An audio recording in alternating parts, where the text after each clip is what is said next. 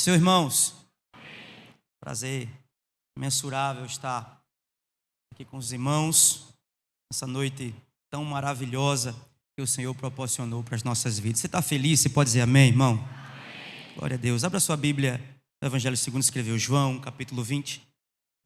Evangelho segundo escreveu João, capítulo 20, verso 1, que diz: no primeiro dia da semana, bem cedo, estando ainda escuro, Maria Madalena chegou ao sepulcro e viu que a pedra da entrada tinha sido removida.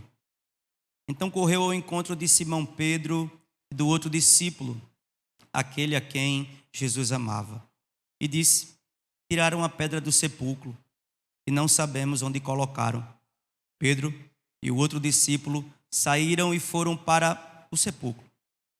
Os dois corriam, mas o outro discípulo foi mais rápido que Pedro e chegou primeiro ao sepulcro.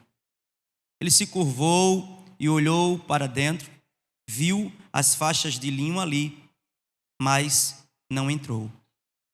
A seguir, Simão Pedro, que vinha atrás dele, chegou, entrou no sepulcro e viu as faixas de linho, bem como o lençol que estivera sobre a cabeça de Jesus. Ele estava dobrado à parte, separado das faixas de linho. Depois, o outro discípulo, que chegava primeiro ao sepulcro, também entrou. Ele viu e creu. Eles ainda não haviam compreendido que, conforme a Escritura, era necessário que Jesus ressuscitasse dos mortos. Os discípulos voltaram para casa. Maria, porém, ficou à entrada do sepulcro chorando. Enquanto chorava, curvou-se para olhar dentro do sepulcro e viu dois anjos vestidos de branco, sentados onde estivera o corpo de Jesus, uma à cabeceira e o outro aos pés. Eles lhe perguntaram: mulher, por que você está chorando? Levaram embora o meu Senhor? Respondeu ela: E não sei onde puseram. Nisso, ela voltou-se e viu Jesus ali, em pé, mas não o reconheceu. Disse ele: mulher, por que está chorando? Quem você está procurando? Pensando que fosse o jardineiro, ela disse: se o Senhor o levou embora, diga-me onde colocou e eu levarei. Jesus lhe disse: Maria. Então, voltando-se para ele, Maria exclamou em aramaico: Rabone, que significa mestre. Jesus disse: não me segure, pois ainda não voltei para o Pai.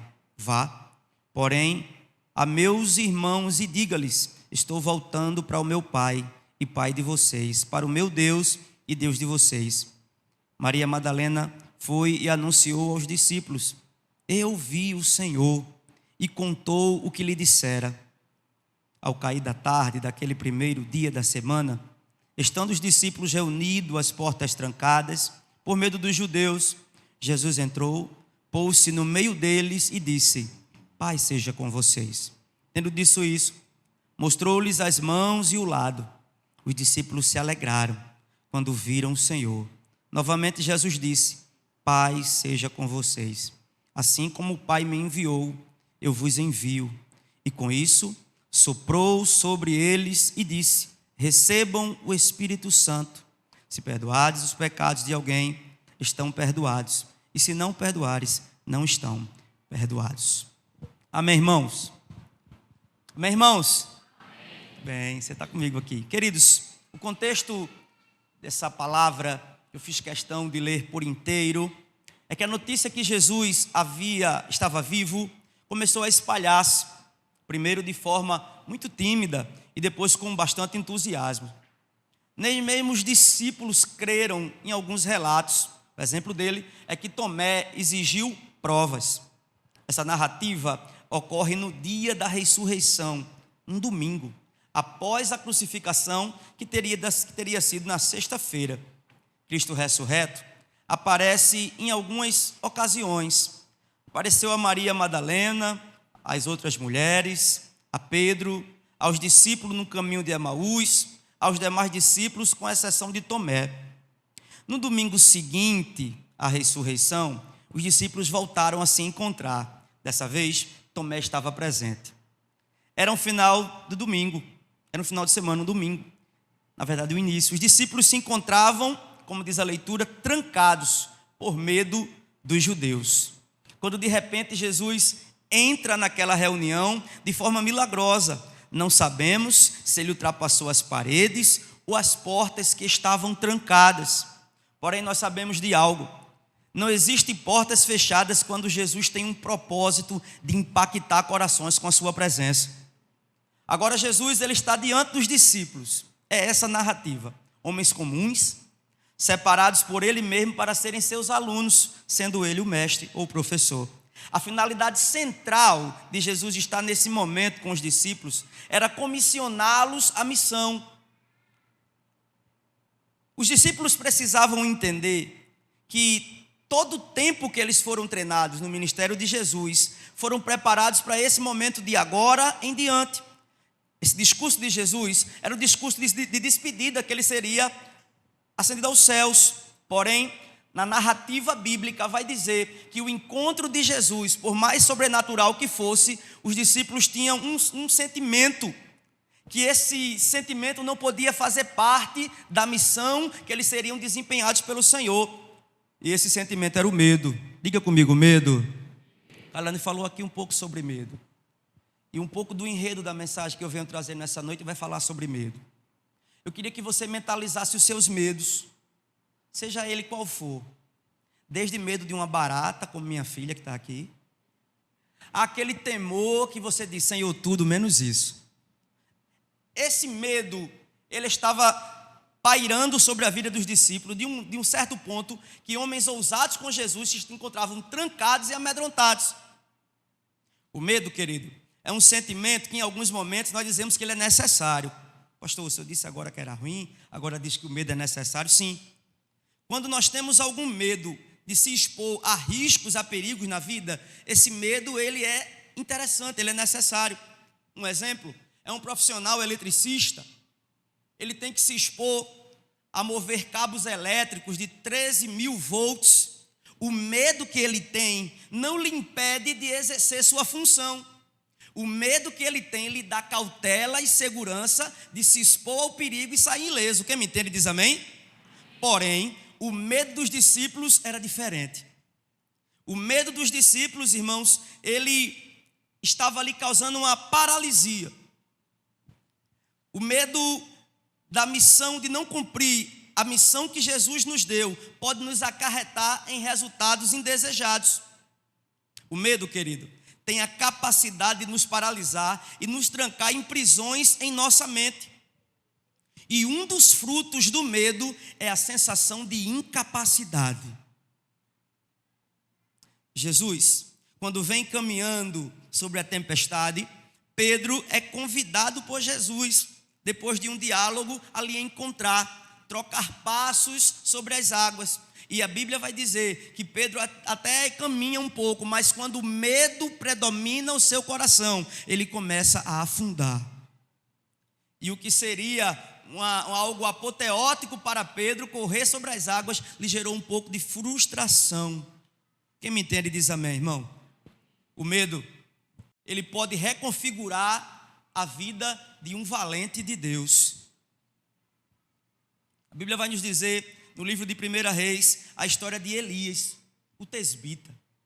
Elias, que para mim é um dos homens que tem essa oscilação tremenda de coragem a medo. Elias, irmão, ele surge na história. Elias, ele surge na história. Ninguém sabe quem são os seus antepassados. Ninguém sabe quem são a sua família. Um dos maiores profetas do Antigo Testamento. Quando o assunto era idolatria, irmão, Elias gostava de treta. Em alguns recortes de sua vida, a Bíblia vai dizer que ele surge enfrentando Acabe. Após a idolatria de Israel, o Senhor lhe levanta para ir repreender, já trazendo juízo. Ele encara Acabe e diz que sobre a palavra dele, usada por Deus, haveria uma estiagem sobre a terra e não choveria, e isso causou danos terríveis. Esse mesmo Elias, depois de 3 anos e 6 meses de estiagem, ele surge novamente a enfrentar o mesmo Acabe, para dizer que o Senhor lhe levou, para dizer que viria chuva. Olhe para cá, irmão. Ele não é São Pedro não, mas foi usado por Deus para abrir e fechar os céus. Quem está comigo ainda diz amém. Muito bem, esse homem cheio de ousadia, esse homem cheio de Deus. Ele, em determinado momento, quando o paganismo, a idolatria predominava com Jezabel, um desafio é proposto.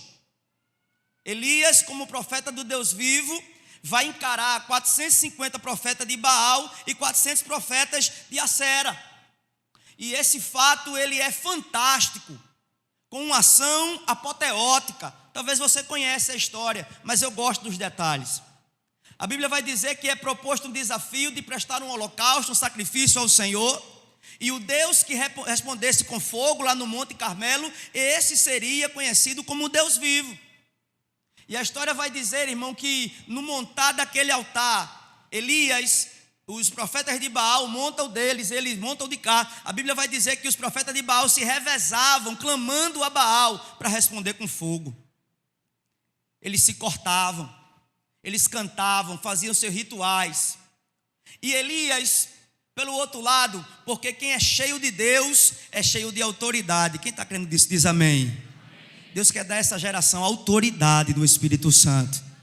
Para você ver como Elias, irmão, sabia quem tinha lhe enviado. Enquanto os profetas de Baal estavam clamando a Baal, a Bíblia vai dizer que ele, de forma sarcástica, ele desclama mais alto.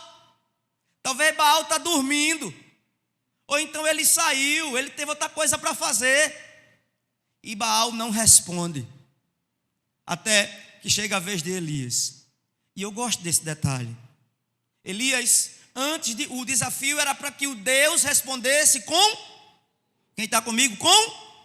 Porém ele manda se encher umas reservas, uns baldes, umas talhas, para serem jogados sobre o sacrifício. Você não precisa ser nenhum expert para saber que na composição do fogo, água não é o elemento usado. E Elias manda jogar água. Joga a primeira vez, joga a segunda, existiam umas canaletas sobre aquele sacrifício, e foi tanta água jogada, que aquelas canaletas, aquelas valas ficaram preenchidas. E Elias, pronto, agora está bom. O que nós precisamos entender, irmão, é que o Deus que seria honrado ali, não era um Deus humano que precisava do triângulo do fogo para responder, era um Deus do sobrenatural.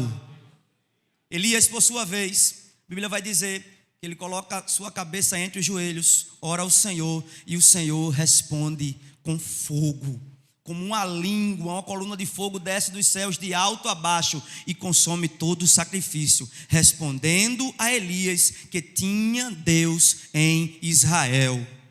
Muito bem, eu fiz todo esse enredo para você entender que esse homem já pode nos inspirar, mas, por sua vez, depois de Acabe aparelhar o seu carro, descer, a chuva também cair, ele faz a sua esposa conhecida desses fatos. Ele conta para Jezabel o que Elias tinha feito. Jezabel, por sua vez, lhe manda uma mensagem dizendo: eu vou fazer com você, Elias, tudo o que você fez com meus profetas. Para você saber, todos os profetas de Baal foram mortos. Elias, um homem que foi usado para cerrar os céus e não chover, outra vez foi lá para a chuva cair, agora orou e caiu fogo do céu. Esse homem se encontra com medo, fugindo. A Bíblia vai nos dizer que ele senta embaixo de um zimbro e pede a morte. Anda um dia ao deserto até chegar em uma caverna e se isolar. O mesmo homem que eu te contei é o mesmo homem que de corajoso se torna fugitivo, amedrontado. Se encontra dentro de uma caverna. Queridos, durante o medo, o homem tem a sensação de visão embaçada, bússola quebrada, mapa rasgado, barco à deriva, vida sem sentido, céu sem cor, comida sem sabor, música sem som, dias de trevas, noites sem sono. Todo o foco de quem está com medo se concentra naquilo que lhe amedrontou. Você não tem mais raciocínio. Você acha que não consegue sair mais de lá. E os discípulos, estando vivendo com Jesus, agora se encontram amedrontados com medo dos judeus. Às vezes, irmãos, as experiências que você tem não são suficientes de te manter firme na missão. No verso 19 e o final, o Senhor Jesus aparece naquele local, lhes fazendo uma saudação. Ele diz, se você está com a sua Bíblia aberta, ele diz no final do verso, diz: paz seja convosco. Em hebraico ele diz shalom. Você pode dizer para alguém do seu lado aí: paz seja com você. Diga isso para alguém. Faça esse exercício antes que alguém caia no sono. Diga shalom. Dê um sorriso aí. Diga paz na tua alma. Você não sabe como alguém chegou aqui, então deseje paz. Diga paz seja com você. Se o medo, irmão, poderia ter causado danos ao coração dos discípulos, Jesus, ele dissipa todo medo lhe desejando paz. Como diz em João capítulo 14, verso 27, deixo a paz a vocês, a minha paz a dou, e não a dou como o mundo dá, não se turbe o vosso coração, nem tenham medo. Se o medo existia ali, Jesus já chega trazendo paz. Você é um representante de Jesus para levar paz para a vida de alguém. Quantos creem nisso? Vidas atribuladas, vidas sofridas. Jesus conta com você para levar paz. Porém, querido, nós precisamos entender que a paz que Jesus nos dá, ela é diferente. A paz que Jesus nos dá não é ausência de guerra, é autocontrole em meio à tormenta. A paz que Jesus nos dá, irmão, ela não depende de circunstâncias externas. É o pau quebrando e você em paz. É 1000 caindo ao teu lado, 10.000 à tua direita e você em paz. A sua paz chega a inquietar alguém. Como é que está tudo acontecendo errado e você se mantém em paz? Quando alguém se inquietar com você, irmão, porque você continua na paz, é porque a paz ela vive dentro de você. Ele é o príncipe da paz. A nossa paz, irmão, ela emana de dentro para fora e não de fora para dentro. Nós não precisamos de circunstâncias externas para estar em paz. Os discípulos não poderiam continuar a missão com falta de paz. Perceba comigo o contraste do verso 19 e o verso 20.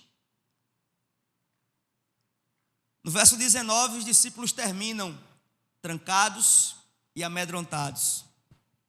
Porém, no verso 20, Jesus se apresenta, mostrando suas mãos e o seu lado ferido. E quando os discípulos lhe verem, a Bíblia diz que eles se alegraram. Eles se alegraram. Em algumas traduções diz que eles ficaram maravilhados. Quem está me entendendo diz amém. Maravilhados. Queridos, a presença de Jesus, ela tem poder de transformar o teu medo em alegria. Quem está me ouvindo diz amém.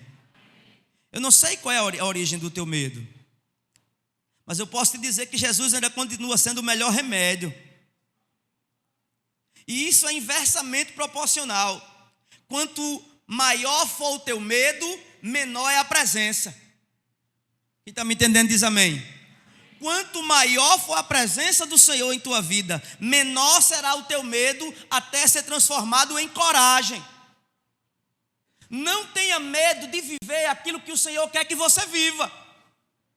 Toda a temática deste culto está falando isso. Não tenha medo do que vão achar, não tenha medo do que pensam de você, não tenha medo dos perigos do porvir. Tenha paz na sua alma e deixe a presença crescer, porque quanto mais a presença cresce, mais o medo diminui. Queridos, quando eu vejo a presença crescendo e um exemplo de coragem, nós lembramos do menino Davi. Quando o gigante filisteu amedrontava o exército de Israel, lhes propondo um desafio, numa linguagem bem atual, ele estava chamando para um X1. E ninguém encarava não, irmão, o cara era grandão. E a Bíblia vai dizer que Davi, ele não estava ali por acaso. ainda que na ótica de alguma leitura seja, ele foi para ali para levar um alimento, e a Bíblia vai dizer que ele escutou os insultos. Escutou os insultos e ele tomou a briga para si e disse assim: quem é esse incircunciso para estar desafiando o exército do Deus Todo-Poderoso? E a Bíblia vai dizer que o seu irmão mais velho lhe repreende. Você sabe da história. Numa linguagem minha, ele estava dizendo: está fazendo o que aqui, menino? Vai para casa. Daquele momento em diante, Davi tomou a briga que não era dele para ele. Se é de Deus, é meu. O seu irmão lhe repreende. Saul, a saber que ele encarou o desafio, disse para ele: Davi, você é apenas um rapaz, você é muito novo. E o filisteu, ele é um guerreiro desde a sua mocidade. Davi disse para Saul: o teu servo cuida das ovelhas do seu pai. E quando vem o leão e o urso e pega as ovelhas, eu não corro com medo dele, eu corro para cima dele. Eu tomo a ovelha da sua boca. E quando o leão vem para cima de mim, eu seguro ele pela juba.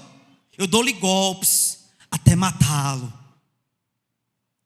Esse jovem, ele estava dizendo para Saul: Saul, você ainda não me conhece. Aqui no meio da multidão eu sou um menino, mas para cuidar do que é do meu pai, eu vou até o fim, eu encaro feras. Será que Deus está falando com você aqui nessa noite? Deixa eu abrir um parêntese aqui. Deus te vê onde ninguém te vê. Deus te vê no secreto. Deus vê os teus desafios diários. Vê o leão e o urso que você tem que matar. Não para defender os teus interesses, mas os interesses da casa de teu pai. Ainda que alguém olhe para você e diga: é só um menino, é muito jovem, não tem nem um fio de cabelo branco. Mas o Senhor sabe que está te testando lá no anonimato. O Senhor fala conosco aqui nessa noite: eu estou permitindo situações na tua vida para lhe usar. Os teus sofrimentos não estão ficando esquecidos, todos estão no projeto de Deus. Até os problemas familiares que você pensa que estão acontecendo e perguntando onde é que Deus está forjando o menino para desafiar feras. Deus, ele conhece a intenção do teu coração. Deus, ele está falando com os nossos corações, dizendo: quando é para fazer o negócio da casa do teu pai, você vai até o fim. Ainda que alguém tenha largado de lado, alguém tenha desistido, alguém não possa contar com você, Deus está falando com alguém aqui nessa noite. Deus está dizendo: eu te conheço, lá onde ninguém te vê. Eu sei quem é você na tua intimidade. Eu te vi dizendo: Senhor, para fazer a tua vontade tem que ser desse jeito. Senhor, para fazer o teu querer tem que ser desse jeito. Chorianda lá, bassuricante. Senhor, porque para te agradar eu tenho que passar por tudo isso. Senhor, eu esperei que o combate viesse de fora, mas o combate está vindo de dentro. Deus está falando conosco aqui nessa noite. Deus está falando com você. Eu conheço você. Aleluia. Eu vi com quanto carinho tu fizesse para mim. Eu vi que você não tinha, mas foi para mim, você foi até o fim. Eu vi quando você precisou parar a tua vida para viver o que é meu. Aleluia. E alguém está dizendo: você está perdendo tempo. Você precisa investir em você. Você precisa se capacitar. Mas você teve um choque de realidade dizendo: isso aqui está roubando o tempo dele. Eu sei que eu estou fazendo para ele. Eu sei que ele está se agradando. Ainda que ninguém esteja vendo. Não está nos holofotes. Não está nos cartazes. Mas ele manda te dizer: eu vi. Está chegando o tempo de eu te usar. Eu não uso os incapacitados. Eu capacito no anonimato para te usar. Eu te trouxe para este tempo, para ouvir esta palavra. Nada ficou escondido aos meus olhos. Tem corações que entraram aqui dizendo: Senhor, será que o Senhor não está vendo? O Pai manda te dizer: filho, eu vi. Aleluia. Eu vi, filho. Descansa o teu coração, porque eu vi. A história final você já sabe. O gigante se levanta. Todas as condições eram contrárias a Davi. O seu irmão disse que ele não tinha condições. Saul disse que ele não tinha condições. E até o gigante disse para ele, zombando dele: por acaso eu sou um cão para você vir para cima de mim com um pedaço de pau e pedra? Ele tinha todas as adversidades contra ele. Mas a Bíblia vai dizer que uma coisa que Davi não tinha era medo. Não importa o que você passou, o Senhor manda te dizer: continua de cabeça erguida. Como o Senhor falou com Josué, em Josué capítulo 1, versos 6 e 9: não te mandei eu ser forte e corajoso. Eu te mandei e não disse que seria fácil. Eu não disse que você não ia chorar. Eu não disse que a tua família também ia desistir do teu chamado. Até alguém que vive do teu lado disse assim: isso não é para você não. Mas o Senhor te trouxe aqui para te dizer: é para você. Você está na minha forma. Eu estou trabalhando você para que chegue esse momento que chegou na vida de Davi. Depois dele ser, irmão, desafiado. O crente, numa linguagem bem nossa, o crente ele é queixudo. Quem lembra dessa época? O crente ele é queixudo, pastor. Era tanto. Davi, um menino franzino, o gigante grandão, disse: vou cortar você, vou matar você e dar sua carne às aves do céu. Irmão, eu posso dizer, muitos da nossa geração já picava mula, já corria. Mas o menino cheio de Deus, queixudo, disse assim: você vem a mim com lança e espada, mas eu vou a você em nome do Senhor dos Exércitos. Cai para cima, cai para dentro. Eu sei quem está comigo. Quantos podem glorificar a Deus, irmão? Esse medo precisa ser transformado na coragem de Davi. Ninguém está perguntando as impossibilidades de vencimento que você tem. Não. A gente está falando da presença. A gente está falando de quem está com você. A gente está falando de quem te enviou. A gente está falando, irmão, daquele que te mantém de pé todos os dias. Deixa eu correr que a hora avançou.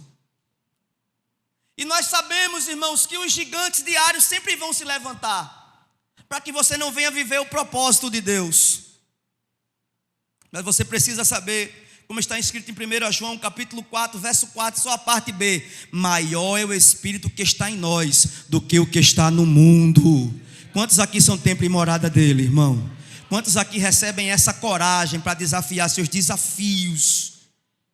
No verso 21, irmãos: após os discípulos terem sido transformados de medo a alegria e contentamento, agora o Senhor vos comissiona. Ele diz: como meu Pai me enviou, eu vos envio. Presta bem atenção a isso aqui, irmão. No caráter da propagação do Evangelho, nós temos que assumir a posição de Jesus nesse mundo, com a ideia de sucessão.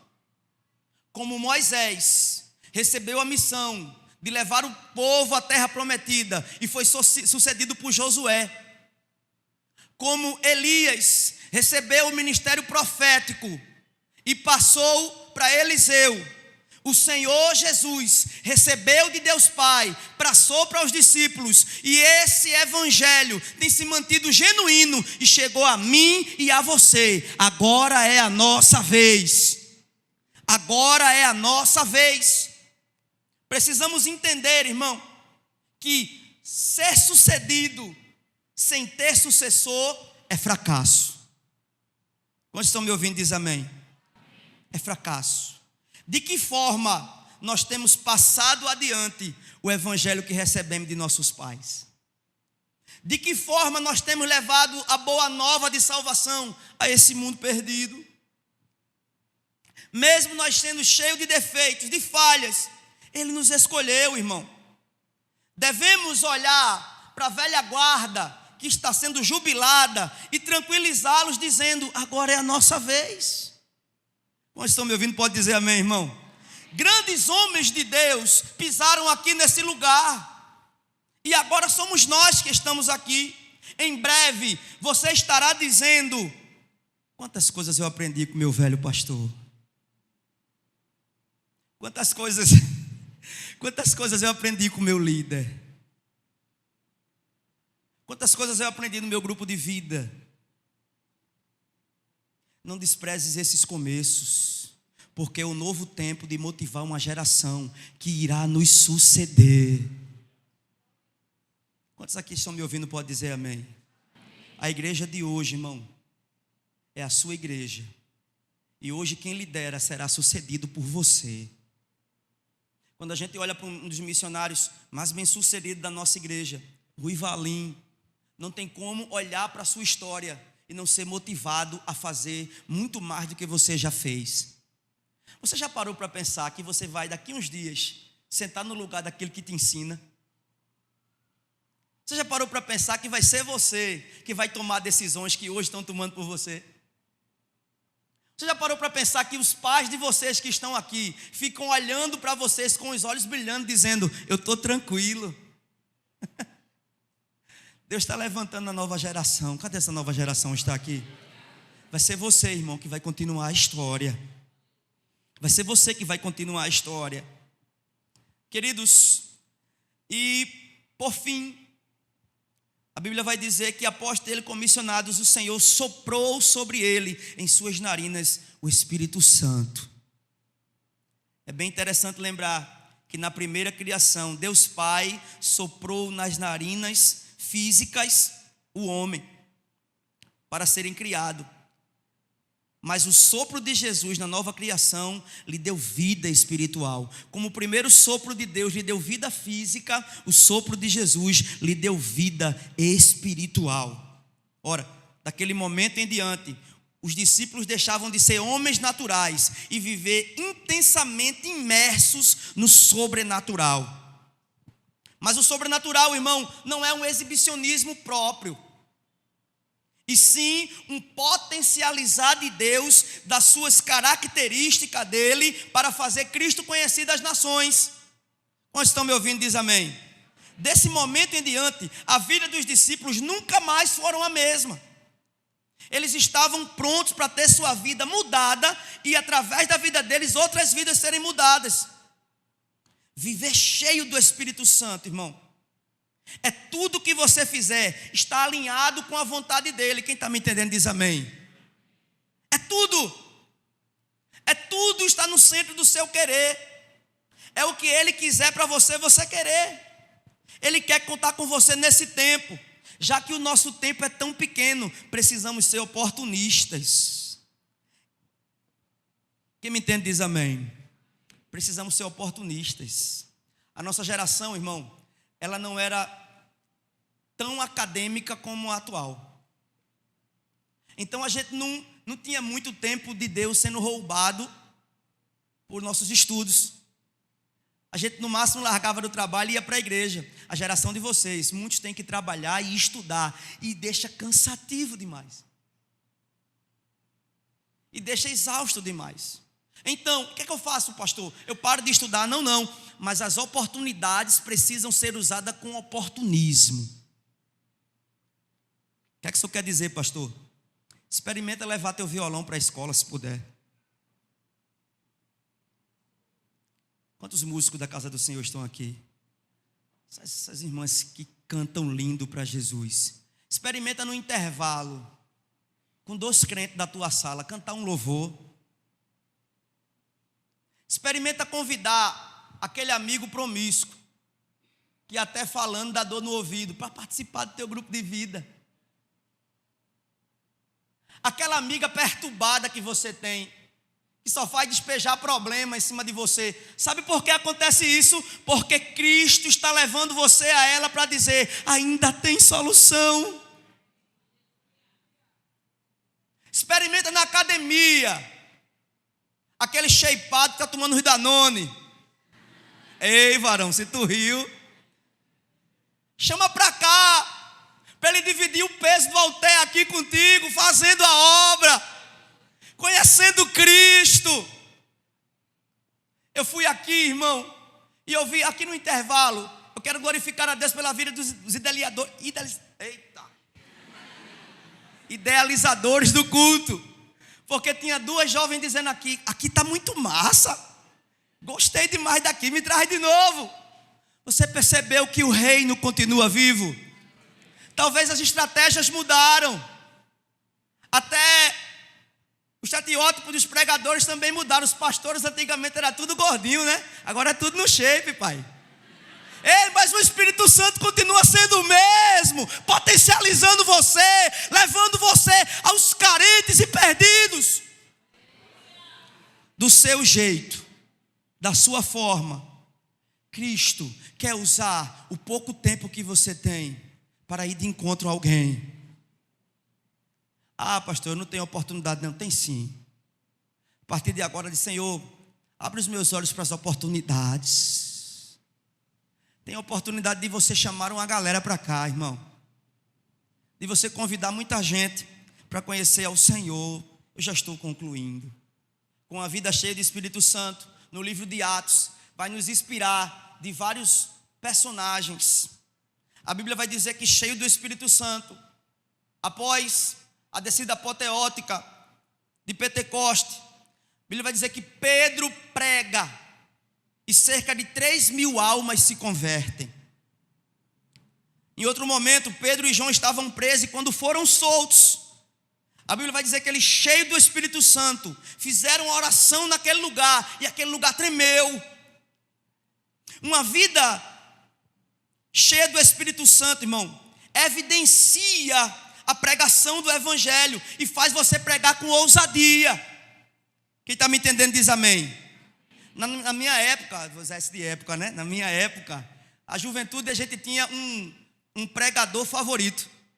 E o pessoal no banco dizia: eu quero ser igual fulano. Os tocadores também tinham um rapaz, ele faz uns cacuetes que é top. E isso é bom, porque esses homens nos inspiraram.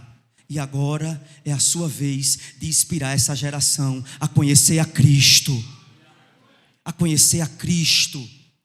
Queridos, cheio do Espírito Santo, a Bíblia vai dizer que Estevão esteve disposto a morrer apedrejado e viu os céus abertos e Cristo sentado à destra de Deus Pai.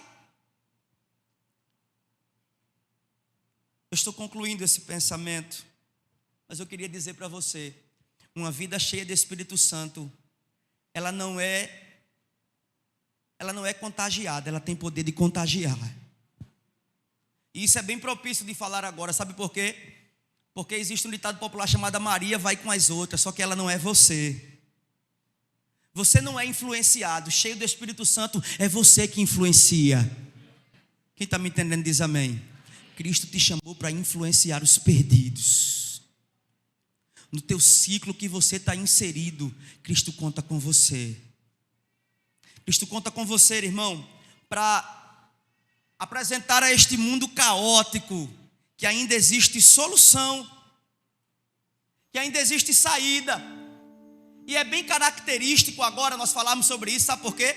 A juventude, ela vive de onda. Se a onda é essa, eu estou nessa. Se a onda é aquela, eu estou naquela. Meu filho um dia desse estava me ensinando o que é uma trend. Foi, tem 11 anos. Pai, sabe qual é essa trend? Sei não, meu filho, me ensine aí. E agora eu estou falando com ele. Ele: você já pegou? Vamos para um fute? É uma onda. Só que Cristo, irmão, não é uma onda passageira. Você foi chamado para inspirar esse mundo e dizer que vale a pena se entregar a Jesus. Esse mundo caótico está olhando para você e quer ver a beleza do Evangelho. Uma vida cheia do Espírito Santo, irmão, não vai demonstrar a esse mundo que ser crente é ser chato, que ser crente é coisa de velho, é demodê. Não, é através de você que alguém vai dizer: rapaz, estou com vontade de ir para a igreja, eu estou com vontade de ouvir esses louvores, a minha playlist glorifica a Deus. Os meus costumes glorificam a Deus. O meu jeito de falar glorifica a Deus. Nós não vivemos em prisões porque somos crentes. Cristo nos libertou e nós somos felizes por isso. Estamos chegando na época do carnaval. Escute isso aqui. Estava orando em casa para vir para cá.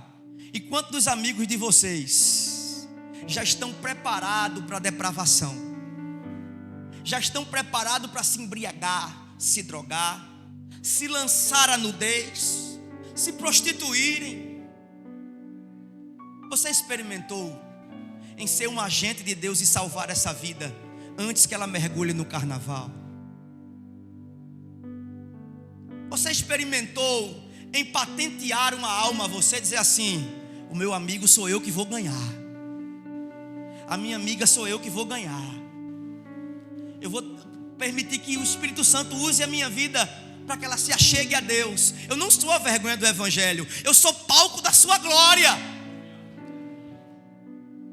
Queridos, nós chegamos aqui neste momento e eu quero dizer a você: Cristo te colocou no lugar certo para que você venha ser o representante do Evangelho.